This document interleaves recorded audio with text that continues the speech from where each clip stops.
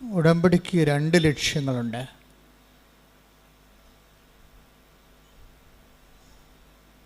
ഒരു മാനുഷികമായ ലക്ഷ്യവും ഒരു ദൈവികമായ ലക്ഷ്യവും.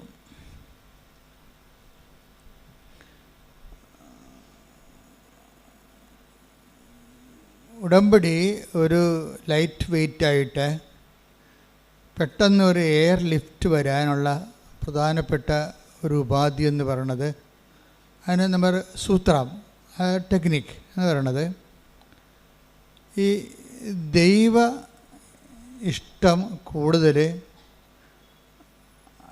പ്രാധാന്യം ഉണ്ടാകണം. ഒരു ഉപാധി സമാന്തരമില്ലാത്ത വിഷയമാണ് നമ്മുടെ ഉടമ്പടിയിൽ. അതുപോലെ സമയബന്ധിതമായി നടക്കേണ്ട കാര്യങ്ങളാണ്. മറ്റു ബാധ്യതകളില്ല, മറ്റൊരു ഓപ്ഷനില്ല, മറ്റൊരു ചാൻസ് ഇല്ല, തിരഞ്ഞെടുപ്പില്ല. പക്ഷേ സമയവുമില്ല, മറ്റൊരു തിരഞ്ഞെടുപ്പുമില്ല, പക്ഷേ സമയവുമില്ല. ഇപ്പം ജപ്തിയൊക്കെ എന്ന് പറയുമ്പോൾ സമയബന്ധിതമാണല്ലോ. വിസയും അക്കാഡമിക് കോഴ്സുകളും എല്ലാം സമയബന്ധിതമാണ്. നമുക്ക് സമയം മുമ്പില്ല വേറെ. അപ്പം അങ്ങനെയുള്ള വിഷയങ്ങളാണ് ഉടമ്പടിയുടെ പരിധി വരുന്നത്. അതാണ് അതിൻ്റെ മാനുഷികമായ ലക്ഷ്യമെന്ന് പറയണത്. ഇനി ഇതിന് തന്നെ മാനുഷിക ലക്ഷ്യം എന്ന് പറയുന്നത് മാനുഷികമായ നിയോഗങ്ങളാണ് ഉദ്ദേശിക്കുന്നത്. നമ്മൾ വെക്കുന്ന പ്രാർത്ഥന ആവശ്യങ്ങൾ. ഇത് ലിഫ്റ്റ് ചെയ്യാൻ കുറച്ച് സമയമെടുക്കും. ചില വിഷയങ്ങളിൽ നമ്മൾ നിയോഗത്തിൽ വെച്ചാൽ ലിഫ്റ്റ് ചെയ്യാൻ, അത് ദൈവത്തെ കൊണ്ട് അഡ്രസ്സ് ചെയ്യിക്കാൻ ചില നിയോഗങ്ങൾക്ക് കുറേ സമയമെടുക്കും. അതിൻ്റെ കാരണം അതിൽ ദൈവത്തിന് മാർജിനൊന്നും ഇല്ലാത്തത് കൊണ്ടാണ്. വളരെ തന്ത്രപരമായിട്ട് വേണം ഉടമ്പടി ചെയ്യാൻ. അല്ല ഓടി വന്ന് വല്ലതൊക്കെ എഴുതിയിട്ട് കഴിഞ്ഞാൽ യൂദാസുവിൻ്റെ പെട്ടി കൊണ്ടുപോയി എഴുതിയിടുന്നവർ ഇരിക്കും. അതിൻ്റെ അകത്ത് ഇത് ഉടമ്പടി വളരെ സത്യസന്ധമായ അതിൻ്റെ ഒരു ടെക്നിക്കാലിറ്റീസ് പഠിക്കണം. അതിൻ്റെ അകത്ത് നമ്മൾ ഓരോ നിയോഗം വെക്കുമ്പോൾ അതിൻ്റെ മാർജിൻ എന്താണെന്ന് നോക്കണം. എല്ലാ ബിസിനസ്സിനും അതിൻ്റെ മാർജിനില്ലേ? അല്ലെ പിന്നെ ആരാണ് ബിസിനസ് ചെയ്യാൻ പോണത്? അതുപോലെ തന്നെ ഇതിനും ദൈവമായിട്ടൊരു ബിസിനസ് അല്ലെങ്കിൽ ഇതൊരു ആധ്യാത്മിക വിനിമയമാണല്ലോ. ഈ വിനിമയത്തിൽ മാർജിൻ എന്താണ്? ദൈവത്തിന് അതിൻ്റെ അകത്തുള്ള ലാഭം എന്താണ്? ആ ദൈവത്തിന് അതുകൊണ്ട് എന്താ പ്രയോജനം? അത് വളരെ തന്ത്രപരമായിട്ട് നമ്മൾ ധ്യാനിച്ച് മനസ്സിലാക്കേണ്ടതാണ്. ഈ ദൈവത്തിൻ്റെ പ്രയോജനങ്ങളെ ഇനി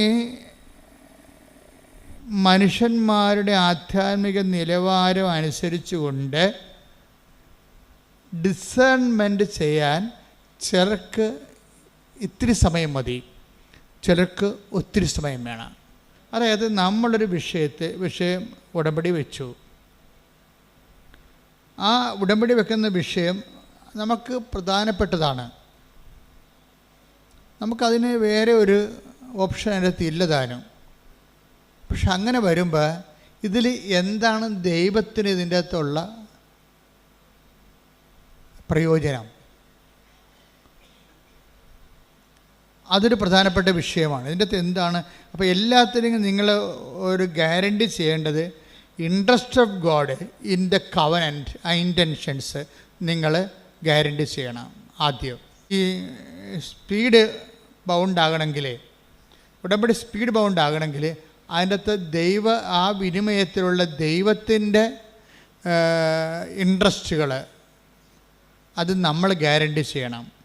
ദൈവത്തിൻ്റെ താല്പര്യം എന്ന് വെച്ചാൽ ആ ഒരു വിനിമയം നടന്നാൽ, ഇപ്പം നിനക്ക് കുട്ടി ഉണ്ടായി, ദൈവത്തിന് എന്താ പ്രയോജനം? നീ കൊച്ചിനെ മുടത്തി ഞായറാഴ്ച കുർബാനയെ മുടക്കി നടക്കും. ദൈവത്തിന് നഷ്ടമാണ് വരാൻ പോണത്. മനസ്സിലായില്ലേ? നിനക്കിപ്പോൾ 7 കൊല്ലം ഇപ്പം കൃപാസനത്തിൻ്റെ ഉടമ്പടിയുടെ വിഷയം എന്താണ്? കൃപാസനത്തിൻ്റെ എത്രയെത്ര പ്രാർത്ഥനകൾക്ക് ശേഷമാണ് ദൈവം ഉടമ്പടി തന്നിരിക്കുന്നത്. ആദ്യം ഇവിടെ ഉണ്ടായിരുന്നത് കടലോര കൺവെൻഷനാണ്. കടലിൽ കൺവെൻഷൻ നടത്തിക്കൊണ്ടിളക്കിയിരുന്നത് 90 വരെ. 90 തൊട്ട് 2000 വരെ കടലിലായിരുന്നു കൺവെൻഷൻ നടത്തിയത്. വള്ളക്കാരെല്ലാം വിളിച്ചുകൂട്ടി, ബോട്ടുകാരെല്ലാം വിളിച്ചുകൂട്ടി, എല്ലാ ബോട്ടിലും ഞാൻ കടലിൽ കൂടി വള്ളത്തെ പോയിട്ട് ഓരോ ബോട്ടിലും കയറി ഇറങ്ങി വെഞ്ചരിക്കുകയും ചെയ്യും. അവിടെയുള്ള കത്തോലിക്കരെ കുമ്പസാരിപ്പിക്കുകയും ചെയ്യും. അതാണ് അന്ന് ഈശോ പറഞ്ഞ കാര്യങ്ങൾ. 2000 ആയപ്പോൾ എൻ്റെ ശുശ്രൂഷ അവിടെ കഴിഞ്ഞു. അപ്പോൾ എന്നോട് പറഞ്ഞ് കടലിൽ നിന്ന് പോരാൻ പറഞ്ഞു. അപ്പോൾ എനിക്ക് ഈ ശുശ്രൂഷ ഇവിടെ സ്ഥലം കാണിച്ചു തന്നു. അപ്പോൾ ഇവിടെ കൊണ്ടുവന്നൊരു കാറ്റാടി കമ്പ് കുഴിച്ചിട്ട് 8 കാറ്റാടി കമ്പ് അവിടെ കുഴിച്ചിട്ട് ഒരു ടർപ്പുള്ളി വലിച്ചു കിട്ടി തുടങ്ങിയ പരിപാടിയാണിത്. അത് 2000 ഞങ്ങൾ ചെയ്തതെന്ന് വെച്ച് കഴിഞ്ഞാൽ അന്ന് അമ്മ പറഞ്ഞത് ഒന്നും ചെയ്യേണ്ട, ശുശ്രൂഷ ഒന്നും വേണ്ട, മാക്സിമം ഇരുന്ന് മധ്യസ്ഥ പ്രാർത്ഥന നടത്താൻ പറഞ്ഞു, മാക്സിമം. അപ്പോൾ എന്താ ഞങ്ങൾ വെച്ച് കഴിഞ്ഞാൽ എല്ലാം ചെയ്യുമ്പോൾ അടിമോസ്റ്റാണ് ചെയ്യണത്. അല്ലാതെ അപ്പോഴുടനെ എനിക്കൊരാളെ ഒപ്പിച്ചു തന്നത്. ഞാൻ ശാന്തംപാറയിൽ ധ്യാനിക്കാൻ ചെന്നപ്പോൾ അവിടെ ഒരു പ്രായമുള്ള ആൾ, അപ്പോൾ ശാന്തംപാറയിൽ ധ്യാനം ഞാൻ എപ്പോഴും ഇടയ്ക്കൊക്കെ പറയണതാണ്, ഇടുക്കിയിൽ 3-5 ദിവസത്തെ ധ്യാനമാണ്. അപ്പോൾ വെളുപ്പാങ്കാലത്തൊക്കെ ആൾക്കാർ മലയിറങ്ങി വരുന്നത് എനിക്ക് പുതിയ കാഴ്ചയായിരുന്നു അതൊക്കെ. അപ്പോൾ ഒരു ചേച്ചി അതിനടുത്ത് പറഞ്ഞ്, എൻ്റെ അച്ഛാ ഞങ്ങളിവിടുന്ന് കൊത്തിക്കൊണ്ട് പറക്കാനും പറ്റത്തില്ല, തിന്നാനും പറ്റാത്തൊരവസ്ഥയിലാണ് കിടക്കുന്നത്. എൻ്റെ ഭർത്താവ് മരിച്ചുപോയി, ഞാനും എൻ്റെ 3 പെൺകുഞ്ഞുങ്ങളും ഉണ്ട്. ഞാൻ മലമുകളിലാണ് വീട്, ഞങ്ങൾക്ക് അവിടെ വെള്ളം ഇപ്പം കിട്ടണില്ല. അതൊരു ഡിസംബർ ആകുമ്പോൾ വെള്ളം പറ്റും, പിന്നെ മാർച്ച്, ജനുവരി, ഫെബ്രുവരി, മാർച്ച്, ഏപ്രിൽ ആകുമ്പോൾ ഈ 4 മാസം മഴ പെയ്യണ വരെ, ജൂണിൽ മഴ പെയ്യണ വരെ 5 മാസത്തോളം ഇവർക്ക് ഇറങ്ങി വരണം. 200-250 മീറ്റർ മല ഇറങ്ങി വരണം. അത് അടുത്ത താഴെ അവരുടെ വീടിൻ്റെ 250 ആ മലയുടെ താഴെ ഒരു വീട്ടിൽ വെള്ളമുണ്ട്. അപ്പോൾ ഈ വെള്ളം കോരിക്കൊണ്ട് പിന്നെ മുകളിലോട്ട് കയറണം. പെൺപിള്ളേരാണെങ്കിലൊക്കെ ഒരു 10-16 വയസ്സിന് മുകളിലുള്ള ആൾക്കാരാണ് എല്ലാവരും. അപ്പോൾ വൈകുന്നേരം ആകുമ്പോൾ പെൺപിള്ളേരെ ഇങ്ങനെ ഇടാൻ പറ്റത്തില്ല വെള്ളം കോരാൻ വേണ്ടി. അതുകൊണ്ട് ചേച്ചി തന്നെ പോകണം. ചേച്ചി ഒരു നടുവൊടിഞ്ഞ് വെള്ളം കോരി ഒരു മനുഷ്യൻ്റെ ജീവിതത്തിൻ്റെ അവസ്ഥകളെ. അപ്പോൾ എന്തിനു പറഞ്ഞ് എന്ത് ചെയ്ത് ആൾക്കാരിപ്പോൾ ഞങ്ങളുടെ കിണറ്റിൽ വെള്ളമില്ലെന്നുള്ളത് എല്ലാവർക്കും അറിയാം. അത് കാരണം ഇത് വിറ്റ് പോകാമെന്ന് പറഞ്ഞാൽ ആരും ഇത് വാങ്ങിക്കത്തില്ല. ഇവിടെ താമസിക്കാമെന്ന് വിചാരിച്ചാൽ ഈ പെൺപിള്ളേരെ കെട്ടാൻ ആരും വരത്തുമില്ല. അത് നിസ്സാര കാര്യമല്ല. നിങ്ങൾക്ക് കേട്ടിട്ടൊന്നും തോന്നണില്ലല്ലേ? എനിക്ക് അന്ന് ശരിക്കും ഫീൽ ചെയ്തായിരുന്നു. എൻ്റെ ഒരു വിജയം തന്നെ കർത്താവ്, എൻ്റെ ശുശ്രൂഷ, നമ്മുടെ ശുശ്രൂഷയുടെ ഒരു വിജയം തന്നെ ആൾക്കാരുടെ വിഷയം കേൾക്കുമ്പോൾ നമുക്കും സങ്കടം വരും. അതാണ് വിഷയം. എന്ത് പറഞ്ഞാലും എനിക്കെൻ്റെ ഗ്രാവിറ്റി പെട്ടെന്ന് പിടികിട്ടും.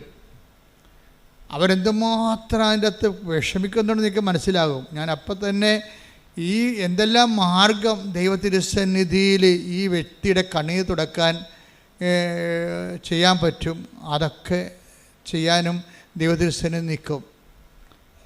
മറ്റുള്ളവരുടെ എപ്പോഴും വിഷയം എന്താ വെച്ചാൽ ഈ ഉടമ്പടിയൊക്കെ പെട്ടെന്ന് ഫയറാകാനെല്ലാം നല്ലത് വേറെ ഒരാളെ, ദൈവത്തിന് മാത്രം കക്ഷി ചേർക്കരുത്. അതിൻ്റെ അകത്ത്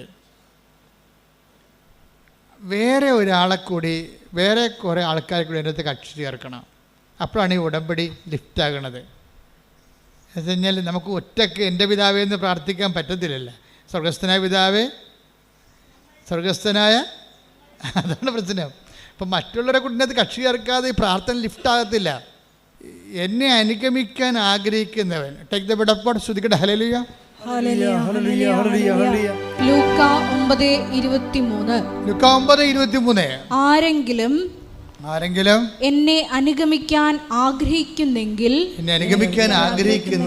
അവൻ തന്നെ തന്നെ പരിത്യജിച്ച് അനുദിനം തന്റെ കുരിശുമെടുത്തുകൊണ്ട് എന്നെ അനുഗമിക്കട്ടെ. അപ്പൊ ഇതിനകത്ത് വിഷയം വെച്ചാൽ ക്രിസ്തുവിനെ ഒരു വിഷയത്തിൽ കക്ഷി ചേർക്കണമെന്ന് വിചാരിച്ചോ. ഇപ്പം നമ്മുടെ വണ്ടിയുടെ മുമ്പിൽ ആ വണ്ടി പുള്ളി ചെയ്യണമെന്നുണ്ടെങ്കിൽ നമ്മുടെ വിഷയത്തിൽ ക്രിസ്തുവിനെ കക്ഷി ചേർക്കണം. അപ്പം ക്രിസ്തുവിനെ കക്ഷി ചേർക്കണമെങ്കിൽ ആദ്യം ഒന്ന് യേശു ക്രിസ്തു ആണെന്ന് അറിയണം. ഈ ക്രിസ്തു എന്ന് പറഞ്ഞ ഈ യാഥാർത്ഥ്യത്തിന് വേണ്ടി ജീവിക്കാനും മരിക്കാനും തയ്യാറായ കമാൻഡോ ഓപ്പറേഷനാണ് നടക്കുന്നത്. അതിനുള്ള കമാൻഡോസിനെ തിരഞ്ഞെടുക്കുകയാണ്. അതിൻ്റെ അകത്ത് ഒന്നാമനാണ് പത്രോസ്.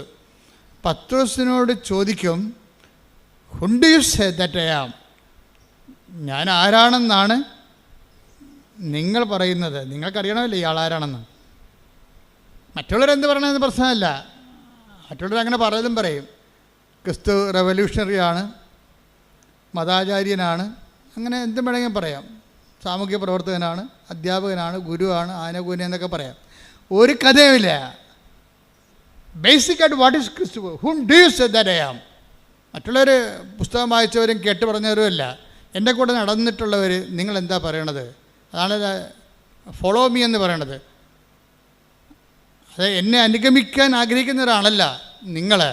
അപ്പം നിങ്ങൾ എന്നെ അനുഗമിക്കുന്ന നിങ്ങൾ എന്താണ് പറയണത്? അപ്പോൾ പത്രോസ് പറയണത്, പത്രോസിനത് വെളിപാടായിട്ടാണ് കിട്ടണത്. എന്താ പറയണത്? പത്രോസ് ശരിക്കും പറഞ്ഞാൽ കുറച്ച് കാര്യങ്ങൾ അറിയാം, കുറച്ച് കാര്യങ്ങൾ അറിയത്തില്ല. ക്രിസ്തു സംഭവങ്ങളിൽ എപ്പോഴും വരണ വിഷയം, എപ്പോഴും നിങ്ങൾ ക്രിസ്തുവിനെ എന്നെ മുഴുവനായി നമുക്ക് കുറച്ച് കാര്യങ്ങൾ ക്രിസ്തുവിനെ അറിയാം, പക്ഷെ കുറച്ച് കാര്യങ്ങൾ അറിയത്തില്ല. അതുകൊണ്ട് തന്നെയാണ് ക്രിസ്തു എപ്പോഴും ഒരു പഠന വിഷയമായി, അന്വേഷണ വിഷയമായി മാറണത്. പത്രോസ് എന്താ പറയണത്? നീ ക്രിസ്തുവാണ് എന്ന് എനിക്ക് ആന്തരികമായ ബോധ്യമുണ്ട്. എന്നുവെച്ചാൽ എൻ്റെയും ലോകത്തിൻ്റെയും പാപത്തിന് പരിഹാരമാകാൻ വേണ്ടി ദൈവത്താൽ നിശ്ചയിക്കപ്പെട്ട് മുദ്ര വെച്ച് അംഗീകാര മുദ്രയുള്ള ബലിവസ്തുവാണ് നീ, ദൈവത്തിൻ്റെ കുഞ്ഞാടാണ്, അതിൻ്റെ അകത്തെല്ലാം ഉണ്ട്. പക്ഷെ മനുഷ്യൻ ചെയ്ത പാപത്തിന് പരിഹാരം ചെയ്യാൻ മനുഷ്യന് പറ്റത്തില്ലല്ലോ. കാര്യം ദൈവത്തോടല്ലേ ചെയ്തത്. ക്രിസ്തുവിൻ്റെ മനുഷ്യാവതാരത്തിൻ്റെ രഹസ്യം എന്താണ്? ക്രിസ്തു എന്തുകൊണ്ട് മനുഷ്യരാകേണ്ട അവസ്ഥ വന്നു? കാര്യം മനുഷ്യനോട് ചെയ്ത പാപത്താണ് നമുക്ക് പരിഹരിക്കാം. ഇപ്പോൾ കോടതിയൊക്കെ പരിഹരിച്ചില്ലേ, വണ്ടി ഇടിച്ച് മരിച്ചു കഴിഞ്ഞാൽ ശരി, അവന് എത്ര വയസ്സുണ്ട്, അവൻ്റെ പ്രൊഫഷൻ എന്താണ്, അവന് എത്ര മക്കളുണ്ട്, അവൻ്റെ പ്രായം എന്താണെന്നൊക്കെ നോക്കിയിട്ട് ജഡ്ജി പറയും ശരി എന്നാൽ 5 ലക്ഷം രൂപ കൊടുക്കുക, അല്ലെങ്കിൽ 50 ലക്ഷം രൂപ കൊടുക്കാൻ പറയും. മനുഷ്യനോട് ചെയ്ത അപരാധത്തിന് കോടതി പരിഹാരമുണ്ട്. പക്ഷേ ഇത് പരിഹാരം അതല്ല.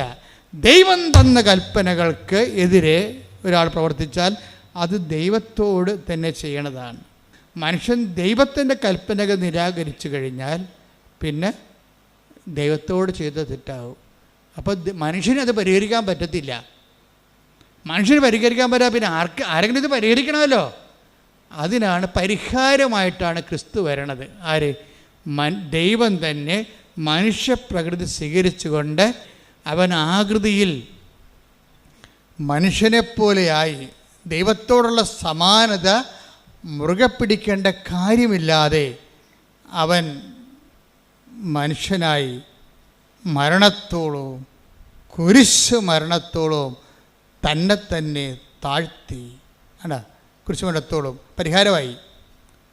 അപ്പോൾ മനുഷ്യൻ ചെയ്ത പാപത്തിന് ദൈവം തന്നെ മനുഷ്യപ്രതി പരിഹാരം റിട്ടാലിയേഷനായി അവിടെ വെച്ച്.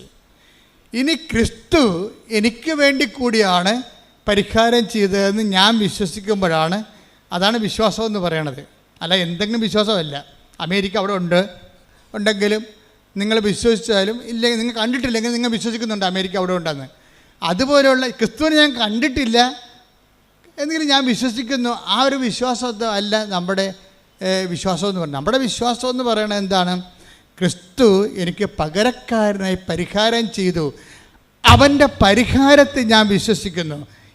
അവൻ്റെ ആ പരിഹാരത്തിൽ ഞാൻ വിശ്വസിച്ച് കഴിഞ്ഞാൽ എൻ്റെ പാപങ്ങൾ ആ വിശ്വാസം കൊണ്ട് തന്നെ പരിഹരിക്കപ്പെടുന്നു. കൈയടിക്കട്ടെ, ശ്രുതികട്ടെ.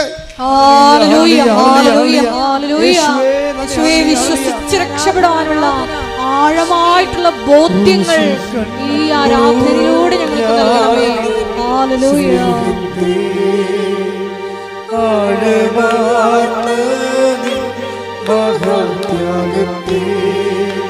ക്രൂശിൽ കണ്ടു ഞാൻ സ്നേഹത്തെ, ആഴമാർന്ന മഹാത്യാഗത്തെ, പകരം എന്തോ നൽകും ഞാനിനി, ഹൃദയം പൂർണ്ണമായി നൽകുന്നു നാഥന്. എൻ്റെ മക്കളെ കൈ രണ്ടും നെഞ്ചത്ത് വെച്ച് കണ്ണടച്ച് ദൈവസ്നേഹത്തോടെ പ്രാർത്ഥിച്ച അച്ഛനോട് ചേർന്ന് കർത്താവേ, ക്രിസ്തു എന്ന മഹാരഹസ്യം അഭിഷേകമായി മനസ്സിലാക്കുവാൻ എന്റെ ഹൃദയത്തെയും എന്റെ അധരങ്ങളെ അങ്ങയുടെ വിശുദ്ധ രക്തത്താൽ കഴുകണമേ. ആത്മാവേ, അങ്ങയുടെ ഉത്ഥാനത്തിന്റെ ഫലമായ ആത്മാവേ നിറയണമേ, വീണ്ടും നിറയണമേ.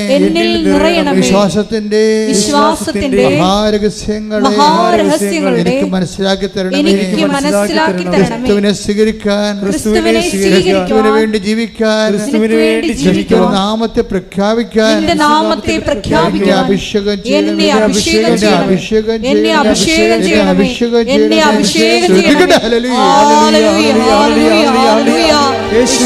ലോകത്തിന്റെ അതിർത്തികൾ വരെ നിന്റെ നാമത്തിന് സാക്ഷ്യം വഹിക്കുവാൻ ഞങ്ങളെ തിരഞ്ഞെടുത്ത് അഭിഷേകം ചെയ്യണമേ.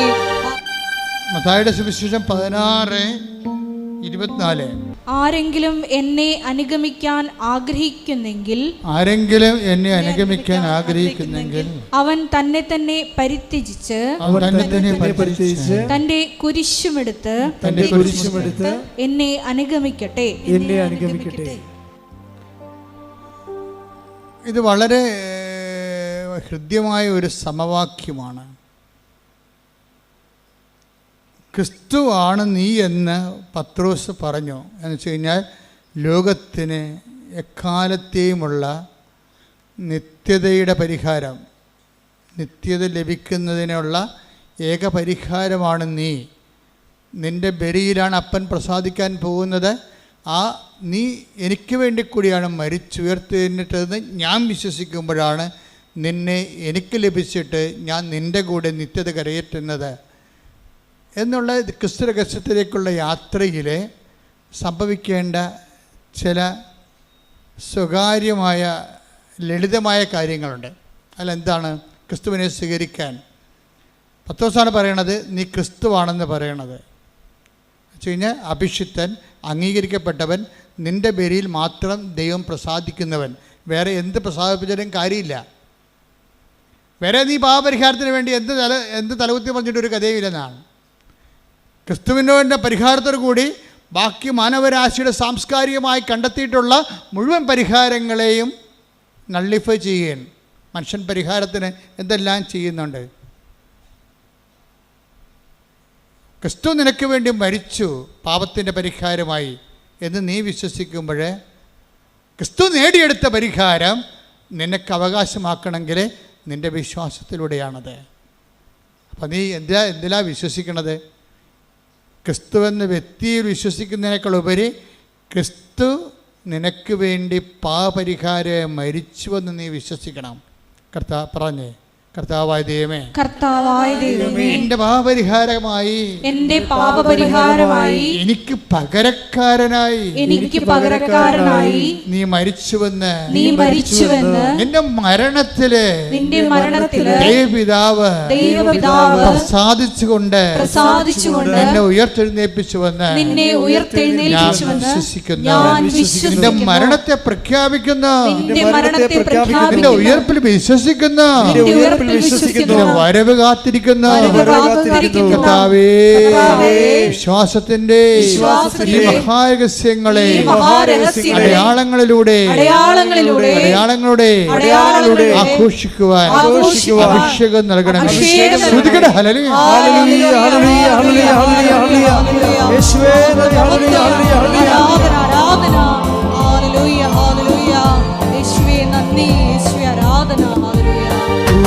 കണ്ടു ഞാൻ സ്നേഹത്തെ ആഴമാർന്ന മഹാത്യാഗത്തെ.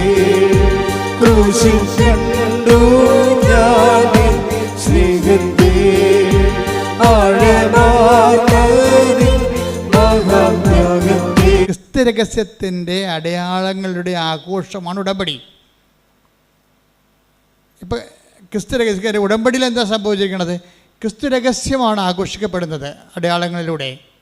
എന്താണ്? ക്രിസ്തു എനിക്ക് വേണ്ടി മരിച്ചു, എൻ്റെ വിടുതലിൻ്റെ വില കൊടുത്തു, എൻ്റെ വിടുതലിൻ്റെ വില കൊടുത്തു. ആ നിൻ്റെ വിടുതലിൻ്റെ വില കൊടുത്തുകൊണ്ട് നിനക്ക് മരണമില്ല, അവൻ വിശ്വസിക്കുന്നവൻ നിത്യമായി ജീവിക്കുമെന്ന് ഈശോ വാഗ്ദാനം നൽകിയിട്ടുണ്ടെങ്കിൽ, അവൻ്റെ ഉയർപ്പിലൂടെ ആ വാഗ്ദാനത്തെ അവൻ സാധൂകരിക്കുന്നുണ്ടെങ്കിൽ, അത് നിനക്ക് നാളെ അവകാശമാകാൻ പോകുമ്പോഴേ നിനക്ക് ഒരു ആധികാരികതയുണ്ട്. എന്താണ്? ക്രിസ്തു എനിക്ക് വേണ്ടി മരിക്കാൻ വേണ്ടി മാത്രം ഞാൻ ദൈവത്തിൻ്റെ തിരുസന്നിധിയിൽ വിലയുള്ളവനാണ്. കൈയടിച്ച് സ്തുതിക്കട്ടെ. ഹല്ലേലൂയ.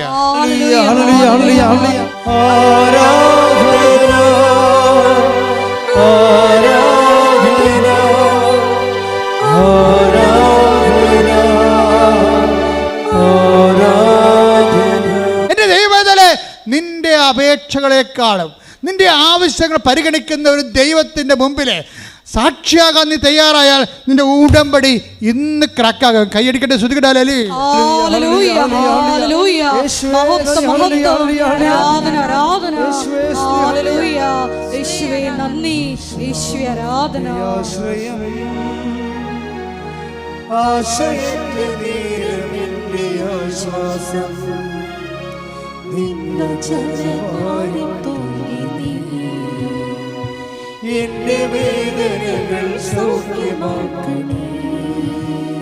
ക്രിസ്തു ഉടന്തനായ മനുഷ്യൻ്റെ സൗഖ്യത്തിലൂടെ ക്രിസ്തുവിനെ എല്ലാവരും അറിയാവുന്ന രീതിയിലാണ് ദൈവം എല്ലാം ക്രമീകരിക്കുന്നത്. അല്ല, നിൻ്റെ സ്വകാര്യമായൊരു വിഷയം സ്വകാര്യമായി പരിഗണിക്കുകയല്ല. നിൻ്റെ അപേക്ഷയേക്കാൾ ഉപരി നിൻ്റെ ആവശ്യത്തിനാണ് ദൈവം പ്രാധാന്യം കൊടുക്കുന്നത്. അതുകൊണ്ടാണ് 6:33 പറയണത്, നിൻ്റെ ആവശ്യം എന്തെന്ന് സ്വർഗസ്ഥനായ പിതാവ് അറിയുന്നു. നീ ആദ്യം ദൈവരാജ്യവും അതിന് നീതിയും അന്വേഷിക്കുക. ബാക്കിയുള്ളതെല്ലാം, നിൻ്റെ ആവശ്യങ്ങളെല്ലാം, നിൻ്റെ അപേക്ഷകളെല്ലാം ദൈവം ചേർത്ത് നൽകുന്നതാണ്. കർത്താവേ, നിൻ്റെ ഉന്നതമായ നാമത്തിന് സ്തോത്രം ചെയ്യുന്നു. കർത്താവേ, അങ്ങയുടെ മക്കൾ, അങ്ങയുടെ അവകാശവും ഓഹരിയുമാകുന്ന മക്കൾ ഇവിടെ തീർത്ഥാടനത്തിൽ പ്രാർത്ഥിക്കുന്നവരും ഓൺലൈനായി പ്രാർത്ഥിക്കുന്നവരും ഈ ധ്യാനം എപ്പോഴെല്ലാം എവിടെ വെച്ചെല്ലാം ഏതെല്ലാം കാലങ്ങളിൽ ആരെല്ലാം കേൾക്കുന്നുവോ അവിടെ വരെല്ലാം ദൈവത്തിൻ്റെ കൃപ ശക്തിയായി ഒഴുകട്ടെ. സ്തുതിക്കട്ടെ. ഹല്ലേലൂയ, ഹല്ലേലൂയ, ഹല്ലേലൂയ. യേശുവേ നന്ദി. ഹല്ലേലൂയ, ഹല്ലേലൂയ, ഹല്ലേലൂയ, ഹല്ലേലൂയ. യേശുവേ ആരാധന, ആരാധന. യേശുവേ നന്ദി, യേശുവേ മഹത്വം. ഹല്ലേലൂയ. പിന്നെ മക്കളെ, വളരെ ദൈവത്തിൻ്റെ കൃപ, ശക്തി, വിടുതൽ, സൗഖ്യമൊക്കെ കരനടിക്കുമ്പോൾ നിറഞ്ഞു നിൽക്കുന്ന ഒരു സമയമാണ്. നിങ്ങൾ ഹൃദയത്തെ സന്തോഷിക്കണം. വിഷാംശം ശരീരത്തിൽ പ്രവേശിച്ചവരെ കർത്താവിൻ്റെ വിശുദ്ധമായ രക്തം കലർത്തിക്കൊണ്ട് അവരുടെ കെടു രക്തത്തിൽ നിന്ന് അവരെ വിശുദ്ധീകരിച്ചുകൊണ്ട് ത്വക്ക് രോഗങ്ങളിൽ നിന്നും മറ്റൊരു രോഗങ്ങളിൽ നിന്നും മാംസത്തിൻ്റെ ചൊറിഞ്ഞു പൊട്ടകളിൽ നിന്ന് സുഖപ്പെടുന്ന സന്ദേശമുണ്ട്. ശ്രുതിക്കട്ടെ.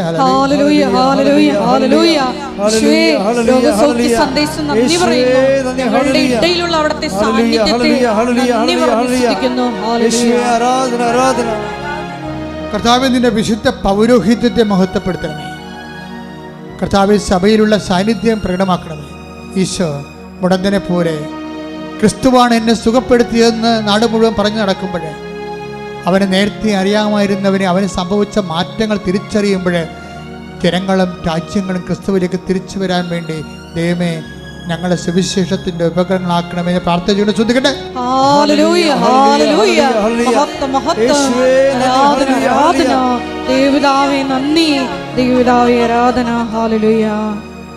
കർത്താവേ, മുതുക് രോഗികളെ ഇപ്പൊ അങ്ങ് കാണിച്ചു തരുന്നുണ്ട്. പിൻകഴുത്തിന് താഴെ നീര് കെട്ടിക്കിടക്കുന്നവരെയും നീരിറങ്ങിപ്പോകാതിരിക്കുന്നവരെയും അതുകൊണ്ട് ശരീരം ചൂടായിരിക്കുന്നവരെയും അവർക്കുറങ്ങാൻ പറ്റാത്തവരെയും ഈശോ നിന്റെ തിരുമുറിവാർന്ന് വലത് കർത്താവ് സ്പർശിക്കണമേ. കർത്താവ് ശരീരത്തിന് മുഴകളുള്ളവരെ, സിസ്റ്റുള്ളവരെ, കർത്താവ് ഗ്രോത്ത് ഉള്ളവരെ നീ സ്പർശിക്കണമേ. യേശു ക്രിസ്തു ഉന്നതമായ നാമത്തിലെ എല്ലാ സിസ്റ്റുകളും ഗ്രോത്തുകളും മുഴകളും യേശുവിന്റെ നാമത്തിൽ മാറിപ്പോകട്ടെ.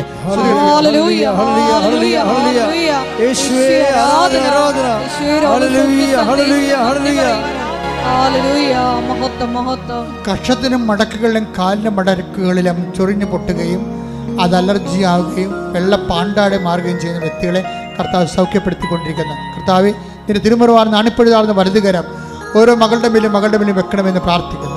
കണ്ണ് സന്ധ്യബന്ധങ്ങളിൽ കർത്താവിൻ്റെ നിറയട്ടെ.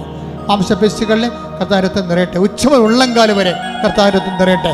എല്ലാ രോഗങ്ങളും മാർഗരോഗങ്ങളും യേശുക്രിസ്തു നാമത്തിൽ, യേശുക്രിസ്തുവിന്റെ വിശുദ്ധമായ രക്തത്താൽ എല്ലാ അലർജികളും യേശുവിന്റെ നാമത്തിൽ മാഞ്ഞു പോകട്ടെ. സ്തുതിക്കട്ടെ. ഹല്ലേലൂയ ഹല്ലേലൂയ ഹല്ലേലൂയ. യേശുവേ നന്ദി. ഹല്ലേലൂയ ഹല്ലേലൂയ ഹല്ലേലൂയ ഹല്ലേലൂയ. യേശുവേ രോഗസൗഖ്യ സന്ദേശത്തിന് നന്ദി പറയുന്നു. കർത്താവ് 1 Corinthians 1:4 പ്രാർത്ഥിക്കുന്ന help those who are all kind of troubles, എല്ലാ തരത്തിലുള്ള ക്ലേശം അനുഭവിക്കുന്നവരെ സഹായിക്കും കർത്താവേ. കർത്താവ് ഓരോ തരത്തിലും ക്ലേശം അനുഭവിക്കുന്നവരെ കർത്താവേ അങ്ങ് അവർക്കെല്ലാം വേണ്ടി പ്രാർത്ഥിക്കുന്ന കർത്താവേ. അമ്മയെ പരിശുദ്ധമേ കൃപാസനത്താറെ ജീവനോടെ പ്രത്യക്ഷപ്പെടുക. പ്രത്യക്ഷത്തിൻ്റെ സ്ഥിരീകരണത്തിനായി ആയിരക്കണക്കിന് ആരാധന നടത്തി ആരാധന സന്നിധാനത്തിൽ നിന്ന് യേശുക്രിസ്തു നാമത്തെ കൽപ്പിക്കുന്ന മാർഗരോഗങ്ങൾ, തീരാവേദികൾ, ജീവിത ദുരിതങ്ങൾ യേശു നാമത്തിൽ മാറിപ്പോകട്ടെ.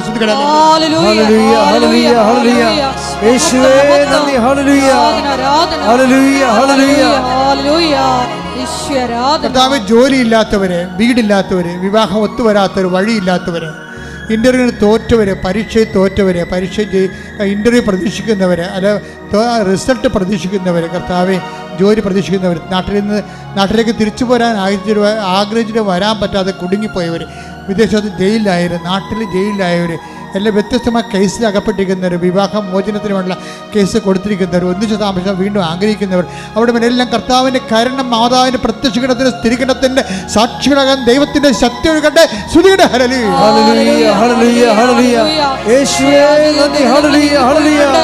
കർത്താവേ നിന്റെ വിശുദ്ധ പൗരോഹിത്യത്തെ മഹത്വപ്പെടുത്തണമേ. 38 വർഷം ഞാൻ അർപ്പിച്ച കൃപാന്റെ യോഗ്യതയാൽ കൃപാസാൽത്താരെ ജീവനോടെ പ്രത്യക്ഷപ്പെട്ട പരിശുദ്ധ അമ്മയുടെ മാധ്യസ്ഥത്താൽ മക്കളില്ലാത്തവർ നീ ആശീർവദിക്കണമേ. വിവാഹം ഒത്തുവരാത്തവർ നീ ആശീർവദിക്കണമേ. ഭവനങ്ങളില്ലാത്തവർ നീ ആശീർവദിക്കണമേ. കേസ് അകപ്പെട്ടിരിക്കുന്നവർ നീ ആശീർവദിക്കണമേ. പലതരത്തിലുള്ള ചീത്ത സ്വഭാവങ്ങളിൽ തെറ്റായ ബന്ധങ്ങൾ അകപ്പെട്ടിരിക്കുന്നവരെ നീ ആശീർവദിക്കണമേ. ജപ്തിയും അതുപോലെ തന്നെ സ്ഥലം വിൽക്കാനുള്ളവർ, അതുപോലെ തന്നെ ആധ്യാത്മികമായ തകർച്ച വന്നവർ, ആധ്യാത്മികമായ പാപകരമായ ജീവിത അവസ്ഥകളിൽ കുടുങ്ങിപ്പോയവർ, എല്ലാ മാരക പാപങ്ങളും ജീവിത സാഹചര്യങ്ങളും യേശു ക്രിസ്തുവിന്റെ നാമത്തിൽ ഡെലിവർ ആകട്ടെ. സ്തുതിയുടെ ഹല്ലേലൂയ ഹല്ലേലൂയ ഹല്ലേലൂയ ഹല്ലേലൂയ. യേശുവേ നന്ദി. ഹല്ലേലൂയ ഹല്ലേലൂയ ഹല്ലേലൂയ ഹല്ലേലൂയ ഹല്ലേലൂയ. നാദാവരേണമേ ഞങ്ങൾ നിറയണമേ. നാദാവരേണമേ സൗഖ്യം നൽകണമേ. നാഥാ വരണമേ. നാദാവരേണമേ എന്നിൽ നിറയണമേ. നാദാവരേണമേ സൗഖ്യം നൽകണമേ. സന്തോഷത്തോടെ മുട്ട നിൽക്കുക, കരയൊന്നും വേണ്ട. അമ്മ മാതാവ് ജീവനോടെ പ്രത്യക്ഷപ്പെട്ടിട്ട് ദുരന്തമുണ്ടാകുമ്പോൾ പ്രാർത്ഥിക്കണമെന്ന് ആവശ്യപ്പെട്ടുകൊണ്ട് ആ പ്രാർത്ഥനയുടെ ബലമായി, പ്രാർത്ഥനയുടെ ഭാഗമായി ഉടമ്പടി നൽകിയിട്ടുണ്ടെങ്കിൽ നമ്മളെ കരയാതിരിക്കാൻ വേണ്ടി തന്നെയാണ്.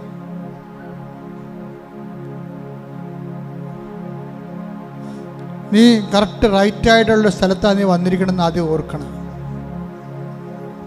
വിത്ത് റൈറ്റ് ഇൻറ്റൻഷൻ. ദൈവം അത് നിന്നെ മാനിക്കും. നിന്റെ നിയോഗങ്ങളെ, എൻ്റെ നിയോഗങ്ങളെ കർത്താവ് മാനിക്കാൻ പോകുന്നു. എന്നെ സുവിശേഷത്തിൻ്റെ സാക്ഷിയാക്കാൻ പോകുന്നു. പറഞ്ഞേ, എന്റെ നിയോഗങ്ങളെ കർത്താവ് മാനിക്കാൻ പോകുന്നു, എന്നെ സുവിശേഷത്തിന്റെ സാക്ഷിയാക്കാൻ പോകുന്നു. ആവർത്തിച്ച് പറഞ്ഞേ, എന്റെ നിയോഗങ്ങളെ കർത്താവ് മാനിക്കുന്നു, എന്നെ സുവിശേഷത്തിന്റെ സാക്ഷിയാക്കാൻ പോകുന്നു. വീണ്ടും പറഞ്ഞേ, എന്റെ നിയോഗങ്ങളെ കർത്താവ് മാനിക്കുന്നു, എന്നെ സുവിശേഷത്തിന്റെ സാക്ഷിയാക്കാൻ പോകുന്നു.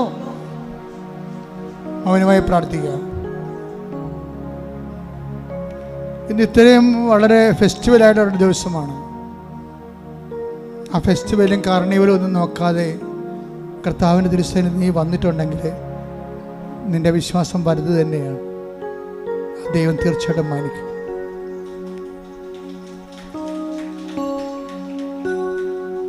കർത്താവിനെ തന്നെ നോക്കുക. കർത്താവെ, അങ്ങയുടെ അവകാശവും അങ്ങയുടെ ഓഹരിയുമാകുന്ന മക്കള് മുടന്തം പത്വത്തിനെ സൂക്ഷിച്ച് നോക്കിയ പോലെ അങ്ങേ സൂക്ഷിച്ച് നോക്കുകയാണ്. അങ്ങയുടെ നാമത്താൽ അവരെ മഹത്വപ്പെടുത്തുന്ന പ്രാർത്ഥിക്കുന്നു. അവർ നിനക്ക് സാക്ഷികളായ സന്തോഷത്തോടെ ഈ സാക്ഷി കൂടാരത്തിൽ വന്നുകൊണ്ട് നിന്നെ മഹത്വപ്പെടുത്താനും ലോകത്തോട് വിളിച്ചു പറയുവാനും നിനക്ക് വേണ്ടി ജീവിക്കുവാനും അവരുടെ സങ്കടങ്ങളെ, കണ്ണുനീരിൻ്റെ രോഗങ്ങളെ യേശുക്രിസ്തു നാമത്തിൽ നിമിഷം നീങ്ങിപ്പോകട്ടെ. ശ്രുതികട ഹല്ലേലൂയ. ഹല്ലേലൂയ ഹല്ലേലൂയ ഹല്ലേലൂയ ഹല്ലേലൂയ ഹല്ലേലൂയ യേശുവേ നന്ദി. ഹല്ലേലൂയ ഹല്ലേലൂയ ആരാധന. ഹല്ലേലൂയ.